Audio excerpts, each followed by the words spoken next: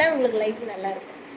இல்ல நான் டிவோர்ஸ் பண்ற அளவுக்குலாம் எனக்கு மைண்ட் வருது இல்ல அதுதான் சுக்கர தசை 14, சூரிய தசை 20, சந்திர தசை 30. இன்னும் 4 வருஷம் இருக்குடா. சரிங்க. 4 வருஷம் கழிச்சு ஓரளவுக்கு அவர் மாறிடுவாரு. ஆனா சந்திர தசை முடியணும்பா.